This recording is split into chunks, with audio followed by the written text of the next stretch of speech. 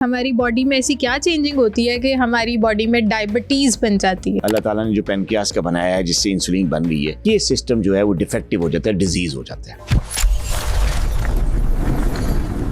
Body का अपना जो ऑटो इम्यून प्रोसेस है, ये निजाम अपनी ही बॉडी के खिलाफ एंटीबॉडीज बनाता है और वो एंटीबॉडी सीधा अटैक करती हैं पैनक्रियास पे और पैनक्रियास के जो बीटा सेल्स हैं उनको डेड कर देती हैं। बीटा सेल्स अपना काम बंद कर देते हैं, इंसुलिन बनना।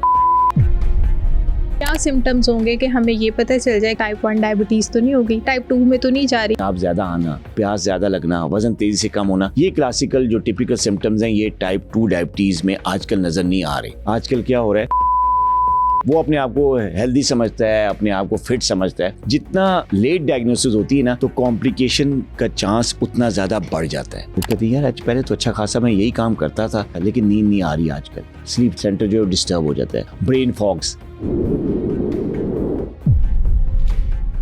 मेडिसिन खा ली, इंसुलिन लगा ली, कभी नहीं लगाई, तो ये कितना खतरनाक हो सकता है? लाइक आज आइए, जब आपने दवाई नहीं ली, उसने 2-3 सेल आपके डिफरेंट वाइटल ऑर्गन्स के तबाह कर दिए, डेड कर दिए। किसके? गुर्दों के। बुखार हुआ, हॉस्पिटल गए और जब जाके शुगर वगैरह चेक करवाई, सारे टेस्ट करवाए, तो शुगर इतनी हाई गई हुई थी कि 2 दिन। इस डायबिटिक कीटोएसिडोसिस की वजह से इस पॉडकास्ट में डॉक्टर शाहिद नदीम ने टाइप 1, टाइप 2 डायबिटीज़ की मुकम्मल इन्फॉर्मेशन दी है और शुगर किस लेवल पे जाके बहुत ख़तरनाक हो जाती है कि जिसकी वजह से आपकी जान जाने का भी खतरा होता है। तो इस पॉडकास्ट को एंड तक लाजमी देखें। मुझे सबसे पहले ये बताएं कि डायबिटीज़ क्या सिर्फ चीनी खाने से ही होती है या इसके और भी डिफरेंट फैक्टर्स है जिसकी वजह से हम डायबिटिक पेशेंट बन जाते हैं और आजकल तो बहुत यंग एज में हम डायबिटीज़ जैसी बीमारी को अपनी बॉडी के अंदर लेकर आ रहे हैं। तो इसकी मेजर रीज़न क्या बनती है? देखिए, ये जो आपने बात की ना कि क्या डायबिटीज़ चीनी खाने से बनती है, होती है, ऐसा नहीं है। ये एक मिथ है। हाँ, अगर आपको डायबिटीज़ है और फिर आप चीनी का इस्तेमाल करते हैं या मीठे का इस्तेमाल करते हैं, फिर ज़ाहिर है आपकी शुगर तो फिर हाई जाएगी, फिर आपको कॉम्प्लिकेशंस होंगी, तो वो एक अलग इशू है। लेकिन सिर्फ और सिर्फ चीनी खाने से डायबिटीज़ हो जाती है, एक मिथ है। हाँ, अगर आपकी फैमिली हिस्ट्री है, आपका वज़न ज़्यादा है, आपका जो लाइफस्टाइल है वो नॉन फिज़िकल है, आप चलते फिरते नहीं हैं, बस बैठे रहते हैं, कोई फ़िज़िकल एक्टिविटी नहीं करते, मुशक्क़त नाम की कोई चीज़ आपकी ज़िंदगी में नहीं है, वज़न भी आपका बढ़ा हुआ है, फैमिली हिस्ट्री भी है, स्मोकर भी हैं और स्ट्रेसफुल लाइफ भी है, नींद भी कम है आपकी, तो फिर ये सारे रिस्क फैक्टर्स जो हैं ये आपके अंदर हैं डायबिटीज़ होने के। और इस पर अगर आप चीनी इस्तेमाल करेंगे, मीठा खाएंगे, तो फिर यकीनन आपको डायबिटीज़ हो सकती है। बिल्कुल ठीक है। तो यानी सिर्फ चीनी खाने से आपको शुगर जैसी बीमारी नहीं होती, और भी बहुत सारी चीज़ें हैं जिनको हमें कंट्रोल करना पड़ेगा अगर हम चाहते हैं कि हमें ऐसी बीमारी ना हो। बिल्कुल ठीक है। अच्छा डॉक्टर साहब, एक चीज़ और बताएं कि ये शुगर होती क्या है, हमारी बॉडी में ऐसी क्या चेंजिंग होती है कि हमारी बॉडी में डायबिटीज़ बन जाती है? देखिए, जो अगर क्लिनिकली मैं आपको डेफिनेशन बताऊं ना, जो किताबों में लिखी है डायबिटीज़ की जो तारीफ़ है या डेफिनेशन है, वो है it's a chronic progressive disorder. यानी ये एक दायमी मर्ज़ है, ताकि मेरे सुनने वाले जो हैं वो ये समझ लें कि क्रॉनिसिटी है क्या। मतलब ये है इसका कि डायबिटीज़ अगर किसी को हो गई है तो ये सारी उम्र साथ चलेगी, यानी ख़त्म नहीं होगी। ये सबसे पहली चीज़ जो मैं क्लियर कर देना चाहता हूँ, क्योंकि आजकल लोगों को ये बड़ा वो है कि जी हमारी डायबिटीज़ ख़त्म कर दें।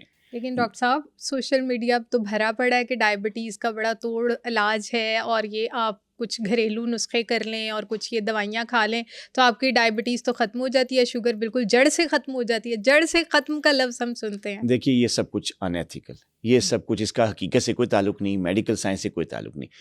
दुनिया भर की जितनी भी हेल्थ अथॉरिटीज़ हैं वो सारी इस बात में मुत्तफ़िक़ हैं, और ये जो स्टेटमेंट मैंने दी है कि it's a chronic progressive metabolic disorder, ये कोई मेरी अपनी ईजाद करदा डेफिनेशन नहीं है या कोई और किसी और शख्स की नहीं है।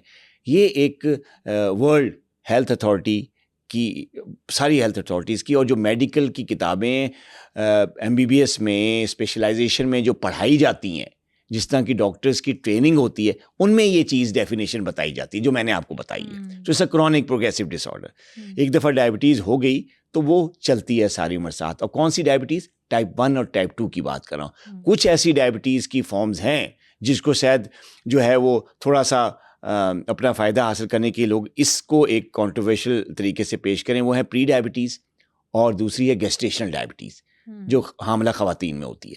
तो ये दो डायबिटीज़ की टाइप्स ऐसी हैं जो कि 100% क्योर इनका मुमकिन है, पर्सन नॉर्मल हो जाता है। प्री डायबिटीज़ की बात कर रहा हूँ, गेस्टेशनल डायबिटीज़ की बात कर रहा हूँ। तो ये डायबिटीज़ 100% रिवर्सिबल है, इससे क्योर हो जाता है। लेकिन जहाँ तक टाइप 1 और टाइप 2 डायबिटीज़ का ताल्लुक है, इसी के मुतालिक बात होती है ज़्यादातर। ये क्रॉनिक प्रॉब्लम है।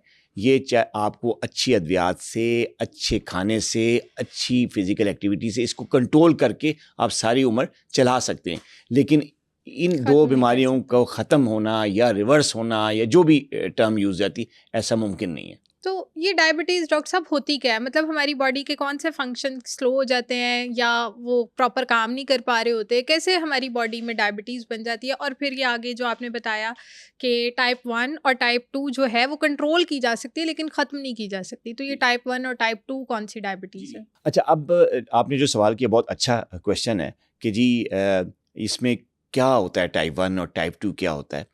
मैं इससे पहले पैथोलॉजी बताता चलूँ आपको कि डायबिटीज़ होने की वजह क्या होती है, प्रॉब्लम किस ऑर्गन में आता है, क्यों आता है।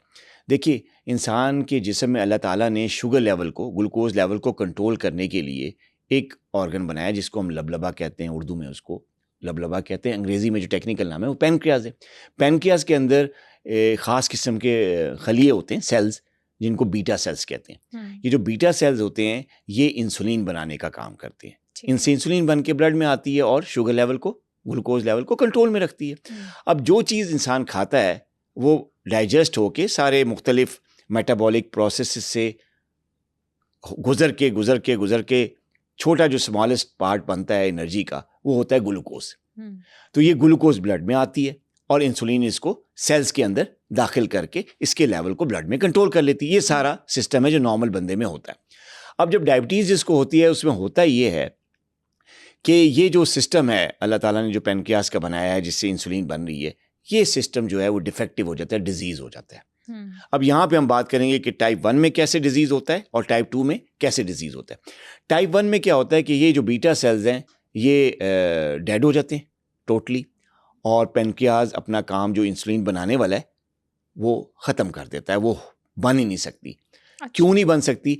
कि बॉडी का अपना जो ऑटो इम्यून प्रोसेस है जिसको हम इम्यूनिटी कहते हैं, क़ुव्वत मुदाफ़ती निज़ाम कहते हैं, ये निज़ाम अपनी ही बॉडी के ख़िलाफ़ एंटीबॉडीज़ बनाता है और वो एंटीबॉडी सीधा अटैक करती हैं पैनक्रियाज पे, और पैनक्रियाज के जो बीटा सेल्स हैं उनको डेड कर देती हैं, ज़ख्मी कर देती हैं, और वो बीटा सेल्स अपना काम बंद कर देते हैं, इंसुलिन बनना बंद हो जाती है और इंसान को टाइप 1 डायबिटीज़ हो जाती है। और ये अक्सर नौजवानों में और यंग एज में या बच्चों में पाई जाती है।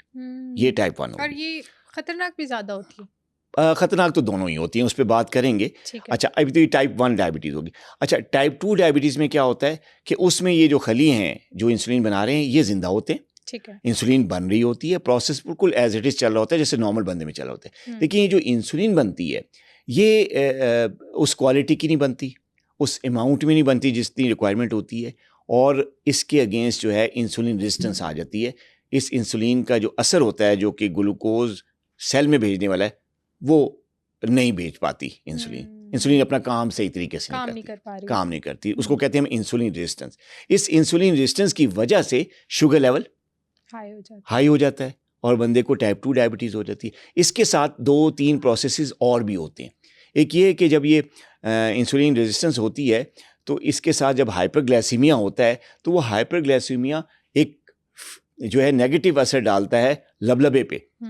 किस तरह कि वो जो सेल्स होते हैं बीटा सेल्स उनको भी आहिस्ता आहिस्ता इंजर कर देता है, और जब जो अच्छे सेल हैं जो बना भी रहे हैं वो भी आहिस्ता आहिस्ता जो है वो बनाना बंद कर देते हैं या कम कर देते हैं। तो ये तीनों प्रोसेसेस होते हैं और जिसकी वजह से टाइप 2 डायबिटीज़ हो जाती है, और फिर कहते हैं कि जी आपको शुगर होगी। और ये मेरा ख्याल ज़्यादा एजेड लोगों में होती है, मतलब ज़्यादा 40s 50s में जो जा रहे होते हैं उनको मिडिल एज से स्टार्ट होके तो लेट एजेस तक होती है। लेकिन आजकल जो बात आपने की कि शुगर तेज़ी से बढ़ रही है पाकिस्तान में बहुत ज़्यादा बढ़ रही है और पूरी दुनिया में बढ़ रही है, वो ये है टाइप 2 डायबिटीज़। यानी अब टाइप 2 जो मिडिल एज से हो रही थी शुगर, अब वो यंग एज से भी यंग एज में भी हो रही है, बच्चों में भी हो रही है, और जो मिडिल एज में और जो बूढ़े लोग हैं उनमें भी इसके केसेस में इजाफा हो गया। तो इसकी रीज़न हमारी डाइट और लाइफस्टाइल है? हाँ, इसकी रीज़न बहुत अच्छा पॉइंट है आपने। इसकी रीज़न जो है वो हमारी डाइट, हमारा लाइफस्टाइल, मोटापा, क्योंकि जैसे आप बता रहे थे अब जो है वो मदर्स ने भी ज़्यादातर बच्चों को बर्गर्स पिज़्ज़ाज़ पे लगा दिया है और बाहर का खाना बहुत ज़्यादा हो गया। पहले वक्तों में माएँ बड़ी मेहनत करती थी बच्चों के लिए, ड्राई फ्रूट्स के वो डिफरेंट किस्म के प्रोडक्ट्स बनते होते थे, हम वो खाते होते थे, बड़े एनर्जेटिक चूरी खाते होते थे, देसी घी में बने पराठे खाते होते थे। अब बच्चे आँख बाद में खोलते हैं और पिज़्ज़ा बर्गर वाली लाइफ आ गई है। और बिठा के रखती हैं माएँ, LEDs लगा के दे देती हैं, मोबाइल्स दे देती हैं कि बस ये यूज़ करी चलो, और फिर बीमारी तो आएगी। और इस वजह से क्या होता है, बच्चे जो है सेडेंटरी लाइफस्टाइल का शिकार हो रहे हैं, ग्राउंड्स में नहीं जाते, प्रैक्टिकली जो खेल है वो नहीं खेलते, मोबाइल पे गेम्स खेलते हैं लेकिन बैठ के। मैं वही बता रही हूँ, बैठना इतना ज़्यादा हो गया कि फिर जिस एज में माएँ बेचारी इरिटेट होती हैं उनको देखते हुए, तब वो कहती हैं कि उठो, कहीं चलो फिरो, बाहर चले जाओ, लेकिन उस एज तक उनकी आदतें इतनी पक्की हो चुकी होती हैं कि उनके लिए बड़ा मुश्किल हो जाता है कि वो ना तो वो डाइट चेंज कर सकते हैं और ना वो फिर बाहर उस तरह जा सकते हैं, एक्टिव नहीं रह सकते, फिजिकल एक्टिविटी उनकी ज़ीरो हो जाती है। एग्जैक्टली तो ये वो वजूहात हैं जिनकी वजह से टाइप 2 के केसेस में इजाफा हो रहा है। सबसे पहली चीज़ तो मोटापा है, नंबर 2 ये सेडेंटरी लाइफस्टाइल जिसका जिक्र आपने किया, और तीसरी चीज़ है जो अनहेल्दी डाइट, जो जंक फूड जिसका जिक्र आपने किया, fast food, pastries, sugary drinks और इस टाइप की चीज़ें जो लाइफ में आ गई हैं, और हम शॉर्टकट की तलाश में हैं कि यार हम कौन बैठ के रोटी खाए, कौन बैठ के फ्रूट्स खाए, कौन बैठ के वेजिटेबल्स खाए। हम कहते हैं कोई ऐसी चीज़ जो कि बहुत तेज़ी से बने और बहुत तेज़ी से खाई जाए। फास्ट फूड है ना, हाँ, फास्ट फूड मतलब हर चीज़ फास्ट में हो गया ना। हमें पैसे भी जल्दी चाहिए, हमें कैरियर भी जल्दी बनाना है, हमें सब कुछ जल्दी करना है, तो ये जल्दी में जो है ना वो बीमारियां आ रही हैं। बिल्कुल सही कह रहे हैं डॉक्टर साहब। एक चीज़ और बताइएगा, जैसे आपने बताया कि टाइप 1 की ये सारी कंडीशन होती है और टाइप 2 की ये कंडीशन होती है। अच्छा, अब अगर लेट्स सपोज अब मैंने वेट लूज़ किया, अब एकदम से जो वेट लूज़ होता है ना ये भी खतरनाक होता है कि अगर आप कहें ना कि एकदम से आपका वजन कम हो रहा है तो ये भी कहीं ना कहीं अलार्मिंग है। ठीक है, तो हमें कैसे पता चल सकता है कि हम किसी प्रॉब्लम में तो नहीं है या कोई बीमारी तो नहीं साथ लेके चल रहे, और क्या सिम्टम्स होंगे कि हमें ये पता चल जाए कि यार ये खुदा ना खास्ता टाइप 1 डायबिटीज़ तो नहीं होगी, या ये खुदा ना खास्ता टाइप 2 में तो नहीं जा रही। कुछ ऐसे सिम्टम्स हैं जो डायग्नोज से पहले अगर हमारी रूटीन में चल रहे हो तो हमें आइडिया हो जाए कि नहीं ये कोई प्रॉब्लम हो सकता है। देखिए, जो टाइप 1 है ना, जहाँ तक उसकी बात है, उसके जो सिम्टम्स है वो बहुत ज़्यादा क्विक, बड़े फास्ट होते हैं। वो क्या है, बहुत ज़्यादा प्यास लगती है, बहुत ज़्यादा पेशाब आता है, और ख़ास तौर पे रात में जो नाइट टाइम पॉलीयूरिया जिसे कहते हैं वो बहुत ज़्यादा होता है। बच्चा या यंग बंदा जिसको हो रही होती है, हो चुकी होती है, वो बार बार वॉशरूम जाता है वॉशरूम, आके लेटता है, फिर 10 मिनट बाद फिर पेशाब, फिर आधे घंटे बाद फिर पेशाब, तो वो यूरिन बहुत ज़्यादा आ जाता है। और इसके साथ प्यास बहुत ज़्यादा लगती है, मुँह खुश्क होता है, वेट लॉस बहुत तेज़ी से होता है, महीनों में कई किलो वेट लूज़ कर देता है बंदा। तो ये टाइप 1 डायबिटीज़ के साइन एंड सिम्टम्स हैं। अगर माएँ या पेरेंट्स मुझे सुन रहे हैं और अगर आपके बच्चे में कोई भी इस तरह का साइन या सिम्टम है तो आप फ़ौरन इसकी डायग्नोसिस करवाएं, स्क्रीनिंग करें डायबिटीज़ के लिए। अच्छा, ये तो टाइप 1 की बात होगी। टाइप 2 डायबिटीज़ मैं ज़्यादा इसको ख़तरनाक इसलिए समझता हूँ कि टाइप 2 डायबिटीज़ में आजकल जो मोटापे की वजह से टाइप 2 डायबिटीज़ हो रही है और जिन लोगों का वज़न ज़्यादा है, उनमें ये चीज़ देखी गई कि इनमें जो क्लासिकल सिम्टम्स हैं जिनका मैंने जिक्र किया, पेशाब ज़्यादा आना, प्यास ज़्यादा लगना, वज़न तेज़ी से कम होना, ये क्लासिकल जो टिपिकल सिम्टम्स हैं ये टाइप 2 डायबिटीज़ में आजकल नज़र नहीं आ रहे। आजकल क्या हो रहा है कि पेशेंट अपने आप को सही समझता है, उसको जब कहते हैं ना कि यार तुम्हें शुगर हो गई है, चेक कराओ, तो कहता है मुझे कहाँ से शुगर होगी, मुझे तो कोई साइन सिम्टम नहीं है, ना मुझे प्यास लग रही है, ना मुझे पेशाब आ रहा है, ना मेरा वज़न कम हो रहा है, बल्कि मैं तो ज़्यादा पहलवान बन गया हूँ, मैं तो ज़्यादा मोटा हो गया हूँ। तो वो नहीं करवाता चेक, वो अपने आप को हेल्दी समझता है, अपने आप को फिट समझता है। यहाँ पे गलती हो रही। जितना लेट डायग्नोसिस होती है ना तो कॉम्प्लिकेशन का चांस उतना ज़्यादा बढ़ जाता है। Chronic kidney disease, neuropathies, retinopathies, heart problem, cholesterol का प्रॉब्लम, फैटी लिवर, ये जितनी कॉम्प्लिकेशंस हैं जो 2 डायबिटीज़ में या डायबिटीज़ की वजह से होती हैं, ये उस पेशेंट को आना शुरू हो जाती हैं। क्यों आती हैं ये उस पे? क्योंकि वो डायग्नोज ही नहीं कर पा रहा होता। शुगर उसको होती है, लेकिन क्योंकि ये साइन सिम्टम नहीं होते, वो अपने आप को फिट करार दे रहा होता है, अपने आप को फिट समझ रहा होता है, लिहाजा टेस्ट नहीं करवाता। तो जब टेस्ट नहीं करवाता, स्क्रीनिंग नहीं होती, फिर इलाज कहाँ से होगा? पता ही नहीं चलेगा, तो कहाँ से इलाज? तो फिर कॉम्प्लिकेशन होती है। जो HbA1c टेस्ट जो है वो करवाना चाहिए, वो करवाना चाहिए। और कुछ ऐसे जो है अनकॉमन या रेयर किस्म के सिम्टम्स हैं, एटिपिकल सिम्टम्स जिसे हम कहते हैं, वो भी आप चेक में ला सकते हैं। जैसे वो ऐसे पहले हर काम बंदा करता है, बड़ा एक्टिव लाइफस्टाइल होता है, सारा कुछ होता है, तो एकदम अचानक क्या होता है कि आप थोड़ा सा काम करते हैं, थक जाते हैं, लेजीनेस सुस्ती हो जाती है, थोड़ा सा खाना खाते हैं, नींद आ जाती है, कहते हैं बस यहाँ मुझे कोई बेड मिल जाए तो मैं सो जाऊँ। पहले ऐसे नहीं होता। दूसरा ये कि पाँव में, टांगों में, हाथों में जलन, दर्द बगैर किसी वजह के, ये एक बड़ा साइन हो सकता है डायबिटीज़ का। दूसरा ये कि बाज़ औक़ात लोगों की नींद उड़ जाती है। लोग कहते हैं यार पहले तो अच्छा खासा मैं यही काम करता था, आके लेटता था और थका हुआ सो जाता था, लेकिन नींद नहीं आ रही आजकल। स्लीप सेंटर जो है डिस्टर्ब हो जाता है। ब्रेन फॉग्स, यानी अब पहले मैं बड़ा बैंक में काम करता था, सारा हिसाब किताब, बॉस भी खुश, मेरा भी हिसाब किताब ठीक, लेकिन आजकल मुझसे काम ही नहीं हो रहा। मैं छोटी छोटी मिस्टेक्स कर रहा हूँ अपनी काउंटिंग में, सिंपल काउंटिंग में, क्योंकि मैं कंसंट्रेट ही नहीं कर पा रहा अपने काम पे। फोकस ही नहीं है बंदा। हाँ, फोकस ही नहीं है, इसको कहते हैं ब्रेन फॉग। ये जब होती है ना, तो फिर आपको ज़रूर अपनी शुगर चेक करवा लेनी चाहिए, HbA1c टेस्ट करवाना चाहिए। अगर नहीं करवा सकते तो सिर्फ फास्टिंग शुगर लेवल ही चेक करवा लें किसी अच्छी लैब से, तो आप डायग्नोज हो सकते हैं। तो ये जो HbA1c है, ये हमें किसी भी टाइम के, ये भी आपने फास्टिंग में ही जाके करवाना नहीं, ये होता तो है? किसी भी टाइम करवाया जा सकता है। मतलब अगर अभी भी मैं चाहूँ तो जाके अभी आप जाके करवा सकती हैं। बिल्कुल ठीक है। अच्छा, ये यानी ब्रेन फॉग भी हो जाती है, और ब्रेन फॉग तो फिर आगे डिफरेंट डिजीजेस में आपको लेके जा सकता है, क्योंकि आपका दिमाग नहीं ना सही चल रहा, तो फिर ऑब्वियसली आप स्ट्रेस, एंग्जाइटी और डिफरेंट किस्म के और मेंटल ट्रॉमास में, स्ट्रेस, झगड़े, ऑफिस में लोग लड़ रहे होते हैं, तो ये चिड़चिड़ापन, ये सारी चीजें उसकी वजह से। तो ये सारी चीजें वो है जिससे डायबिटीज भी आपकी ऊपर ही जाएगी, नीचे तो नहीं आने नीचे तो नहीं आएगी, क्योंकि डायग्नोज ही नहीं हो रहा ना। आप अगर सीरियसली इसको लेंगे और इसको भी आप साइन एंड सिम्टम समझेंगे, फिर स्क्रीनिंग करवाएंगे ना, फिर पता चलेगा। और जब पता चलता है तो फिर लोग समझते हैं कि यार ये लैब की रिपोर्ट गलत है। हाँ, ये तो हो ही नहीं सकता, ये तो हो ही नहीं सकता, मैं तो इतना खाता ही नहीं, मैं तो इतना खाता ही नहीं, मैं तो मीठा ही नहीं लेता, की वजह से थोड़ी ना होती है डायबिटीज, मैं तो मीठा ही नहीं खाता, ये रिपोर्ट गलत है, फिर भी नहीं आते ट्रैक पे, तो फिर ज़ाहिर है कॉम्प्लिकेशन जन्म लेती है। अच्छा डॉक्टर साहब, मुझे ये बताएं कि जैसे आजकल डिफरेंट किस्म की चाय बन गई हैं, एंटी डायबिटिक, और डिफरेंट किस्म के प्रोडक्ट्स बन गए हैं एंटी डायबिटिक, तो अगर वो मेडिसिन भी चल रही है, तो क्या ये प्रोडक्ट्स हमें अपनी लाइफ में ऐड कर लेने चाहिए? एग्जैक्टली ये जो नेचुरल ऑर्गेनिक फूड सप्लीमेंट्स होते हैं, ये बिल्कुल लोगों को ऐड करनी चाहिए। इनसे क्या होता है कि देखें, अगर हम आपको डायबिटीज़ की एक दवाई देते हैं पेशेंट को, पेशेंट यहाँ पे साइकी ये कि पेशेंट कहता है कि यार मुझे कम से कम दवाई खानी पड़े, कोई ऐसी दवाई हो, कोई एक आध गोली हो जिससे मेरी शुगर कंट्रोल हो जाए। बात भी ठीक है यार, मल्टीपल मेडिकेशन नहीं लेनी चाहिए। तो जब एक दवाई से आप शुगर कंट्रोल करते हैं, और जब हम पेशेंट को कहते हैं कि अगर कुछ सप्लीमेंट्स ऐसे हैं जो आपको लेने चाहिए, कुछ ऐसे सप्लीमेंट्स हैं जो आपको शुगर की कॉम्प्लिकेशन से बचाते हैं, सेफ रखते हैं, शुगर कंट्रोल करने के बावजूद आपको शुगर में कॉम्प्लिकेशन होने के चांसेस होते हैं, तो उन चांसेस को नलीफाई करने के लिए, उनके असर से बचने के लिए आपको कुछ सप्लीमेंट लेने पड़ते हैं। तो जब हम वो सप्लीमेंट टैबलेट्स की फॉर्म में लोगों को देते हैं ना, तो लोग कहते हैं अब दवाई ज़्यादा होगी। हालांकि हम उनको कहते हैं कि भाई दवाई तो एक ही है, बाकी तो सारे सप्लीमेंट्स हैं, उनको तो आप दवाई ना समझें। तो लोगों की साइकी है कि यार वो अद्वियात ही हैं और हमें ज़्यादा शॉपिंग करनी पड़ती है, ज़्यादा अद्वियात लेनी पड़ती है, तो कहीं साइड इफेक्ट ना हो, ये साइकी है। तो फिर उसके लिए जो ये नेचुरल सप्लीमेंट्स हैं, जैसे एंटी डायबिटिक टी का जिक्र किया आपने, इसी तरह और सप्लीमेंट्स हैं जो कि आपको न्यूरोपैथी से बचाते हैं। मेरी अपनी जो रिसर्च प्रोडक्ट है न्यूरो केयर के नाम से, सेहत नेचुरल्स के प्लेटफॉर्म पे मैंने खुद लॉन्च की है, अभी लॉन्च किए हुए थोड़ा अर्सा हो गया है। बड़ी मेरी रिसर्च प्रोडक्ट इट्स ऑर्गेनिक।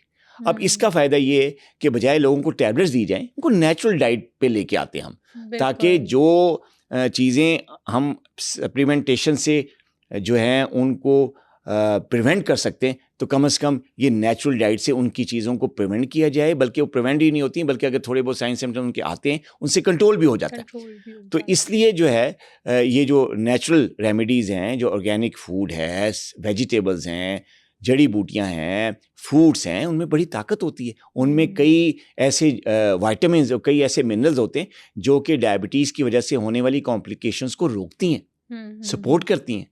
तो एज अ सपोर्टिव मैनेजमेंट ये बहुत अच्छी चीज़ है। बिल्कुल ठीक है। और ये जो डिफरेंट मेडिसिन्स वाला भी तो कॉन्सेप्ट आ गया ना कि डिफरेंट मेडिसिन्स भी दी जा रही होती हैं, शुगर आपकी जड़ से ख़त्म हो जाएगी और आप बिल्कुल ठीक हो जाओगे। ये कितना ख़तरनाक कितना हो सकता है? नहीं, देखिए ऐसी कोई दवाई नहीं है जिससे टाइप 1 या टाइप 2 डायबिटीज़ जो है जड़ से ख़त्म हो जाए। ये कोई मेरी स्टेटमेंट नहीं है। तमाम दुनिया की, पूरी दुनिया की जितनी भी हेल्थ अथॉरिटीज़ हैं, जितनी भी मेडिकल की किताबें हैं, सब एक ही बात कहती हैं कि diabetes is a chronic progressive metabolic disease जो कि चलती है सारी उम्र। जो दवाइयाँ होती हैं इसको कंट्रोल करने के लिए होती हैं, जड़ से उखाड़ने के लिए नहीं होती। और ये मैं नहीं कह रहा, ये दुनिया की तमाम हेल्थ अथॉरिटीज़ कहती हैं। मतलब इस साइड पे नहीं जाना चाहिए कम से कम। इस साइड पे नहीं जाना चाहती। और कोई भी अगर शख्स या कोई कंपनी या कोई चैनल कुछ भी कोई भी आपको ये बात कह रहा है कि जड़ से ख़त्म हो जाएगी, तो वो झूठ बोल रहा है। उसके पीछे उसके कोई कारोबारी मुफाद हैं। आप इस किस्म की स्टेटमेंट्स के पीछे चलकर अपनी सेहत बर्बाद ना करें। बिल्कुल ठीक है। डायबिटीज़ खुदा न खास्ता अगर हो जाती है और हम ऐसा करते हैं कि मेडिसिन खा ली, कभी नहीं खाई, कभी इंसुलिन लगा ली, कभी नहीं लगाई, तो ये कितना ख़तरनाक हो सकता है? ये बिल्कुल ख़तरनाक है, क्योंकि इससे क्या होता है कि आपका शुगर लेवल फ्लक्चुएट करते हैं। जिस दिन आप दवाई खाते हैं उस दिन तो आपका शुगर कंट्रोल होता है, और जिस दिन नहीं खाते शुगर फ्लक्चुएट करता है। लोगों में ये गलतफहमी है कि यार एक दिन खा लूँगा, दूसरे दिन खुद वो ऑटोमेटिकली शुगर कंट्रोल मिलेगी। यहाँ पे गलतफहमी का लोग शिकार हैं। देखें, जिस तरह इंसान खाना रोज़ खाता है ना, तो शुगर लेवल बढ़ेगा। ज़ाहिर खाने से तो बढ़ता है ना शुगर लेवल, चाहे जो भी खा रहे हैं आप। चाहे आप चीनी खा रहे हैं, चाहे आप रोटी खा रहे हैं, चाहे आप सब्ज़ी खा रहे हैं, चाहे आप प्रोटीन खा रहे हैं, चाहे फैट हर चीज़ ने जो एंड प्रोडक्ट है बनना तो ग्लूकोज ही होता है। बॉडी में ग्लूकोज ही प्रोड्यूस होगा ना। तो अगर एक दिन जब आप दवाई खाते हैं तो शुगर कंट्रोल हो जाती है, लेकिन अगर दूसरे दिन वही दवाई नहीं खाते, गैप देते हैं आप, तो खाना तो आपने खाया है, या तो फिर उस दिन रोज़ा रखें, आप ना लें खाना, तो फिर तो बात बनती है। लेकिन अगर आप खाना डेली खा रहे हैं तो दवाई क्यों नहीं? ठीक है। और जिस दिन आपने दवाई नहीं लेनी उस दिन शुगर फ्लक्चुएट करेगी। उसको कहते हैं हम स्पाइक, हाइपरग्लाइसेमिक स्पाइक। जब ये हाइपरग्लाइसेमिक स्पाइक आती है तो ये सिर्फ खाली स्पाइक ही नहीं होती कि आप लोग समझते यार चलो स्पाइक होगी, कोई बात नहीं, कल खाऊंगा गोली तो ठीक हो जाएगा। ठीक तो हो जाएगा स्पाइक, लेकिन वो जो स्पाइक आ जाइए जब आपने दवाई नहीं ली, उसने 2-3 सेल आपके डिफरेंट वाइटल ऑर्गन्स के तबाह कर दिए, डेड कर दिए। किसके?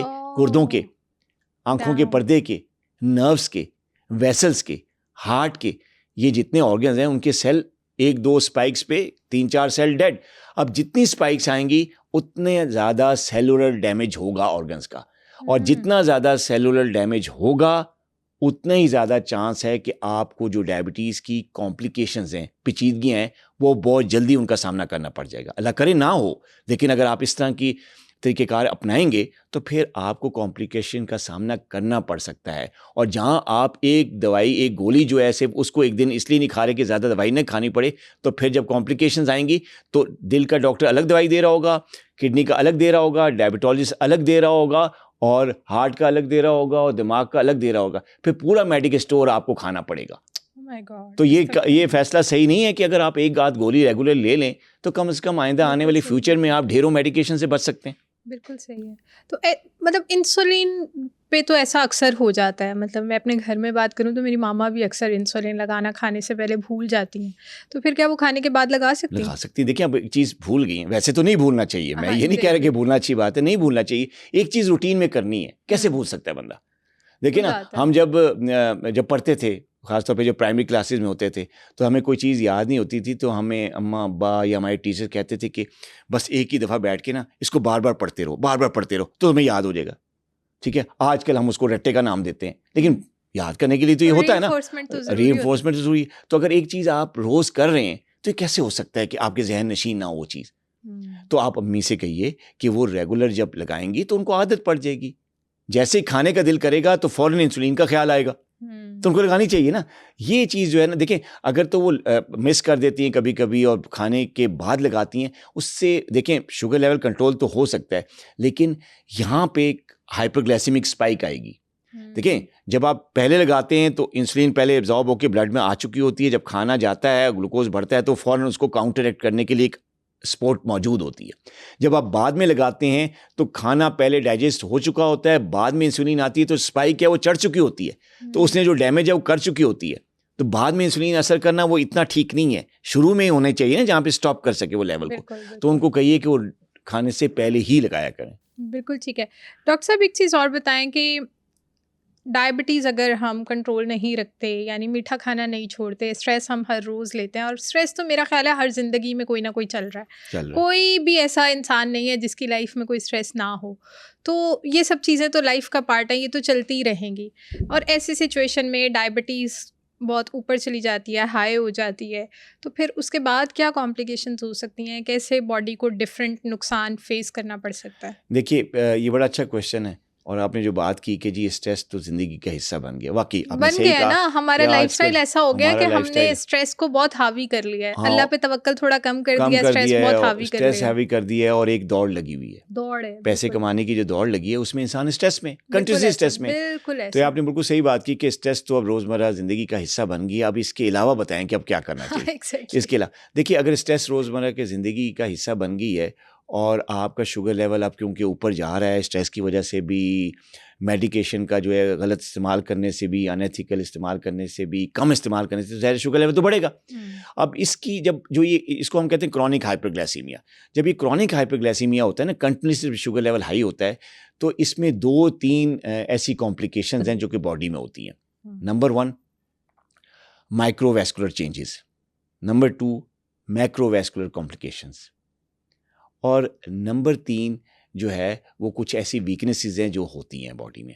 अब ये जो नंबर 1 चीज़ मैंने आपको बताई माइक्रोवैस्कुलर कॉम्प्लिकेशन, इसमें क्या होता है कि जो खून की स्मॉल शरियानें होती हैं, स्मॉल ब्लड वेसल्स होती हैं, उनमें पेरोनैरोनेस आ जाती है। डायबिटीज़ की वजह से वो तंग होना शुरू हो जाती हैं, और क्योंकि उनका साइज़ छोटा होता है वो आगे ही नैरो होती है, स्मॉल ब्लड वेसल्स होती हैं, तो वो जी माइक्रोवैस्कुलर, तो वो माइक्रोवैसल जो हैं वो बहुत जल्द क्लोज होना शुरू हो जाती हैं, उनसे ब्लड फ्लो निकलना या ब्लड फ्लो होना बहुत मुश्किल हो जाता है। ठीक है, तो फिर वहाँ पे कॉम्प्लिकेशन जन्म लेती हैं जिसको हम नेफ्रोपैथी कहते हैं, जिससे किडनी फेल हो जाती है, रेटिनोपैथी कहते हैं जिसकी वजह से अंधापन आ जाता है, न्यूरोपैथी कहते हैं जिसके नर्व्स जो हैं वो सारी ख़त्म हो जाती हैं। ये सारी माइक्रोवैस्कुलर चेंजेस हैं जो कि डायबिटीज़ अनकंट्रोल होने की वजह से आती हैं। अच्छा, दूसरी बड़ी कॉम्प्लिकेशन जो आती है वो है मैक्रोवैस्कुलर, जो बड़ी शरियानें होती हैं, जैसे हार्ट की ब्लड वेसल्स हैं, ब्रेन की ब्लड वेसल्स हैं, ये सारी भी नैरो होना शुरू हो जाती हैं, और ये भी क्रॉनिक हाइपरग्लाइसीमिया की वजह से होती हैं। जब ये वेसल्स नैरो होती हैं तो क्या होता है कि जो बड़े ऑर्गन्स हैं, वाइटल ऑर्गन्स, जैसे दिमाग है, हार्ट है, उसके बगैर तो ज़िंदगी पॉसिबल नहीं ना, उनकी ब्लड सप्लाई कम हो जाती है, फिर हार्ट अटैक, दिल का दौरा, कार्डियक फेलियर, इसके अलावा स्ट्रोक, फालिज, ये सारी चीज़ें आती हैं, तो सारी कॉम्प्लिकेशंस हैं। तो ना शुगर कंट्रोल करने से ये सारी चीज़ें आती हैं। तो अगर एक चीज़ आप कंट्रोल कर लें तो मुख्तलिफ़ किस्म की लाइफ थ्रेटनिंग किस्म की कॉम्प्लिकेशन से आप बच सकते हैं। बिल्कुल ऐसा। अच्छा, कभी कभार ऐसा होता है कि हमें खुद ही आइडिया नहीं हो रहा होता कि हमारी शुगर इतनी ऊपर गई होती है, हम जब हॉस्पिटल जाते हैं तब जाके पता चलता है, और आधे घंटे में कुछ ऐसा रिजल्ट सामने आ जाता है कि हम एक्सपेक्ट भी नहीं कर रहे होते कि यार अच्छा ये हो गया।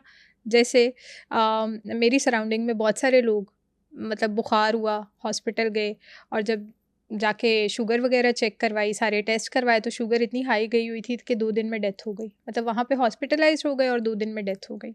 फिर इसी तरह एक और मेरी सराउंडिंग में ऐसा केस हुआ था कि बस ऐसे ही बुखार हुआ, वॉमिटिंग हुई 1-2 दिन, उन्होंने स्टमक की सारी चीज़ें, मेडिसिन, एंटीबायोटिक लेनी स्टार्ट कर दी, लेकिन जब वो हॉस्पिटल गए, 2 दिन एडमिट, तीसरे दिन डेथ। और पता क्या चलता है, शुगर एकदम अनकंट्रोल, और 400, 500, 600 पे गई हुई है, और वहाँ पे डेथ हो जाती है। जी जी, ऐसा होता है। देखिए ये केसेस जो होते हैं ना वो टाइप 1 डायबिटीज़ में देखे जाते हैं, जिसको हम डायबिटिक कीटोएसिडोसिस कहते हैं, डीके के नाम से इसको शॉर्ट मुखाफफ है। उसमें क्या होता है कि जो यंग बच्चे होते हैं, ये यंगस्टर्स होते हैं जिनको टाइप 1 डायबिटीज़ हो जाती है, अभी तक डायग्नोज नहीं हुआ होता, चल रहा होता है लेवल हाई, तो वो बॉडी में इस किस्म की चेंजेस करता है जिसकी वजह से वॉमिटिंग हो जाती है, बाज़ बच्चों को फिट्स पड़ना शुरू हो जाते हैं। अभी डायबिटिक डायग्नोज नहीं हुए होते, लेकिन हाइपरग्लाइसीमिया होता है। अब हाइपरग्लाइसीमिया इतना हाई होता है कि उनके दिमाग पे भी असर होता है, उनके स्टमक पे भी असर होता है, उनके मोटर और नर्वस सिस्टम सारा तबाह हो जाता है, जिसकी वजह से वो बेहोश भी हो सकते हैं, उनको फिट्स पड़ सकते हैं, और at the time of diagnosis उनको डायग्नोज होता है कि डायबिटिक कीटोएसिडोसिस हो जाता है। इस डायबिटिक कीटोएसिडोसिस की वजह से डेथ हो जाती है। क्योंकि ये लाइफ थ्रेटनिंग कॉम्प्लिकेशन है जो कि यूजली टाइप 1 डायबिटिक्स में ज़्यादातर देखी जाती है। इसमें क्या होता है, इसमें जो आपका ब्लड है वो तेज़ाब बन जाता है। अब मैं इससे बड़ी बात क्या कर सकता हूँ कि इस तरह की कॉम्प्लिकेशन, बॉडी में आपके तेज़ाब है। बिल्कुल, ब्लड जो है वो एसिडिक हो जाता है और इस एसिडिक ब्लड की वजह से ऑर्गन फेल हो जाते हैं और इंसान की डेथ हो सकती है। तो ये इस किस्म की चीज़ें जो हैं ये हाइपोग्लाइसीमिक इमरजेंसीज़ को जन्म देती हैं और इसलिए कहा जाता है कि टाइमली स्क्रीनिंग हो जाए, टाइमली डायग्नोज हो जाए ताकि टाइमली इलाज शुरू किया जाए। मतलब कितनी खतरनाक बीमारी है शुगर, कैसे जिस्म को खा जाती है। मतलब कहते हैं कि जिस्म को खोखला कर देती है और हमने देखा है जिनको हमारे इर्द गिर्द, लाइक अब जैसे मेरी मदर को शुगर है और भी घर में कोई एक ना एक पेशेंट ज़रूर होता है जिसको डायबिटीज़ होती है, तो वो उनको आप देखते हैं ना तो वो फील होते हैं कि यार ये बहुत वीक हैं। मतलब उनकी बॉडी से फील हो रहा होता है कि उनके इंटरनल वीकनेस चल रही होती है बहुत ज़्यादा। तो ये शुगर कैसे इंसान को खोखला कर देती है, खा जाती है अंदर से, बिल्कुल ख़त्म कर देती है। देखिए बड़ा अच्छी बात आपने की। मैंने आपसे जिक्र किया था ना अभी कि ये माइक्रोवेस्कुलर और मैक्रोवेस्कुलर चेंजेस करती है, ठीक है ना, नैरो करती है ब्लड वेसल्स को। तो असल प्रॉब्लम यहाँ पे है, जो ये ब्लड वेसल्स कमज़ोर होती है। क्योंकि देखें हमारा जो ज़िंदगी है वो क्यों कायम है, क्या चीज़, हमारे सारे ऑर्गन्स अंदर से अगर सही चल रहे होंगे तभी क्यों तो चल रहे हैं, हम सांस ले रहे हैं। नहीं, ब्लड दौड़ है, एग्जैक्टली, ब्लड खून दौड़ है। हमेशा याद रखिए जिंदगी किस चीज पे कायम है, खून की गर्दिश पे। किस चीज पे कायम है, खून की गर्दिश पे, जिसको हम सर्कुलेटरी सिस्टम कहते हैं। सर्कुलेटरी सिस्टम का किंग कौन है, हार्ट। क्योंकि पंप किसने करना है ब्लड, हार्ट ने। तो ये जो सर्कुलेटरी सिस्टम है इस पे जिंदगी कायम है। खून दौड़ रहा है तो हम दौड़ रहे हैं, खून बंद हम मर गए, ठीक है। तो ये जो सर्कुलेटरी सिस्टम है ये किस तरह वर्क करता है, किस चीज से, ब्लड वेसल्स से, जिसका जिक्र मैंने अभी किया। स्मॉल और जो बिग मैक्रो वेसल्स हैं इनकी बेस पे हम खड़े हैं, हम काम करें, हम जिंदा हैं। जिस दिन ये वेसल्स बीमार होती हैं, जिस दिन माइक्रो वेसल्स बीमार होती हैं, जिस दिन मैक्रो वेसल्स बीमार होती हैं, उस वक्त से आपका जिस्म खोखला होना शुरू हो जाता है। फिट इंसान वो होता है जिसका सर्कुलेटरी सिस्टम ठीक है। आपने बड़े बाबे देखे होंगे, बड़े ओवर 70s और 65 से अबव लोग देखे होंगे, जो कि आप पार्क्स में जाएं, ऐसे वॉक करें, यंग लड़का भी उस तरह का नहीं करता। क्यों? क्योंकि उनका सर्कुलेटरी सिस्टम ठीक है, उनकी जो खून की गर्दिश ठीक है। सर्कुलेटरी सिस्टम बहुत एक्टिव है।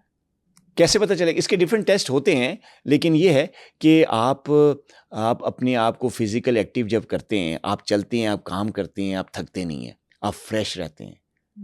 आप सुबह से लेके शाम तक काम करते हैं, लेकिन मेरी तरह उनका मूड ऑफ हो जाता है काम ज्यादा करके। उनका क्या हाल है? वो भी सर्कुलेटरी सिस्टम की कोई बीमारी? नहीं, ये मूड ऑफ तो फिर आपका वो रोजमर्रा की जो रूटीन है, किसी से बात नहीं हुई, किसी से कोई, जाहिर है काम के सिलसिले में तो आपका डिफरेंस ऑफ ओपिनियन चलता रहता है ना। कभी बॉस से डिफरेंस ओपिनियन आया, कभी कुलीग से आ गया, तो ये चीज़ तो एक साइकोलॉजिकली डिस्टर्ब करती है, जिससे आपका टेम्परामेंट जो है वो होता है, गुस्सा आ जाता है। लेकिन इससे तो सर्कुलेटरी सिस्टम का ताल्लुक नहीं है। लेकिन सर्कुलेटरी सिस्टम का ताल्लुक आपकी रोज़मर्रा ज़िंदगी की रूटीन की जो हेल्थ है उससे है।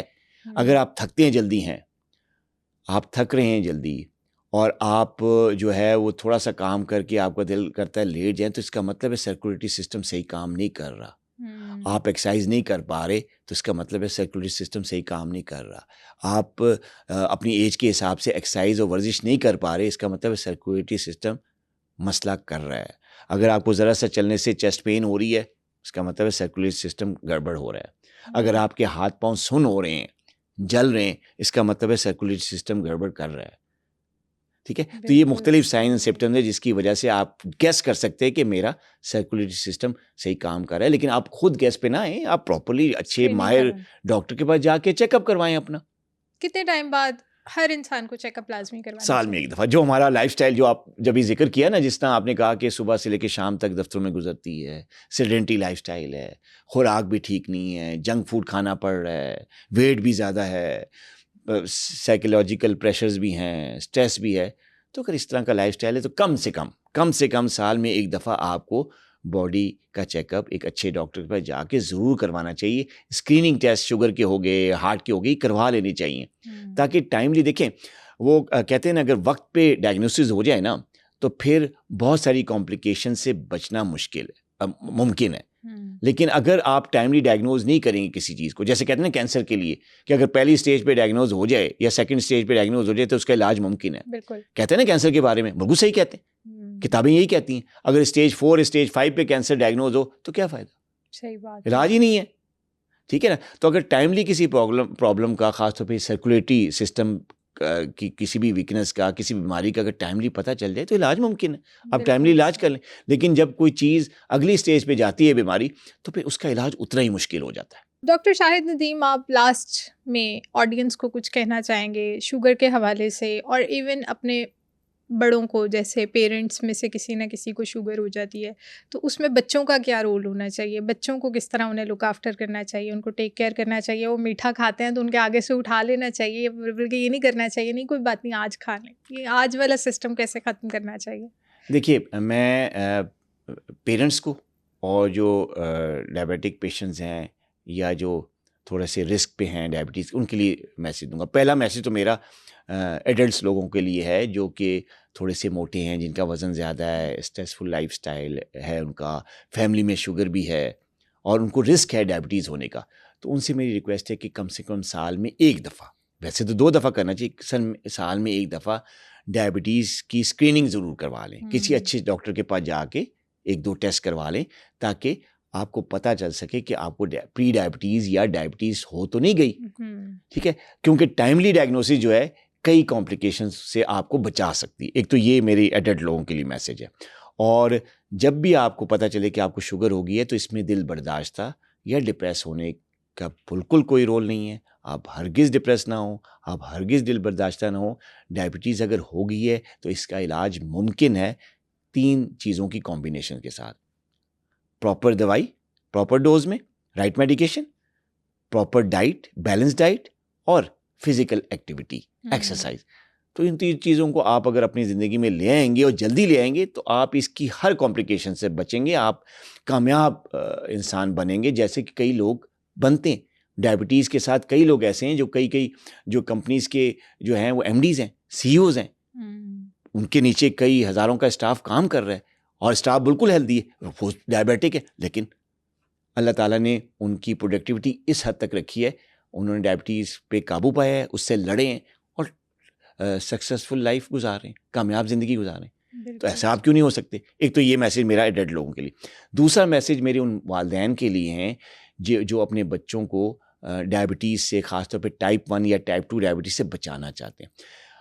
माओं के लिए मेरा मैसेज ये है कि ड्यूरिंग प्रेगनेंसी आप कोशिश करें एंटीबायोटिक अद्वियात का इस्तेमाल हरगिज़ ना करें। ठीक है, उसकी वजह से हो सकता है आपके आने वाले बच्चे को टाइप 1 डायबिटीज़ हो सकती है, एक बात। दूसरा ये कि कभी भी बच्चों को, छोटे बच्चों को एंटीबायोटिक्स बग़ैर डॉक्टर के तजवीज़ किए हुए ना दें। किसी क्वैक के पास जाके, किसी नॉन डॉक्टर के पास होते हैं, हम तो खुद ही दे देते हैं दवाई। यही तो गलती है। एंटीबायोटिक्स का बेजा इस्तेमाल बच्चों को टाइप 1 डायबिटीज़ का शिकार कर सकता है, कर रहा है। ठीक है, तो जो एंटीबायोटिक्स का जो अनएथिकल इस्तेमाल है, बिल्कुल उससे बचें। कभी भी बच्चों को कोशिश करें उनकी अपनी इम्यूनिटी को इतना स्ट्रांग बनाएं कि वो खुद उनका जिस्म फाइट करे जरासीम से, बजाय एंटीबायोटिक्स का सहारा लेना पड़े। तो क्या तरीका है, कैसे इम्यूनिटी बेहतर होती है? डाइट से। और आप फिजिकली एक्टिव बनाएं बच्चों को। शाम को 5 बजते ही जैसे मोबाइल पकड़ाते हैं ना, आप उनको ग्राउंड्स में भेजें।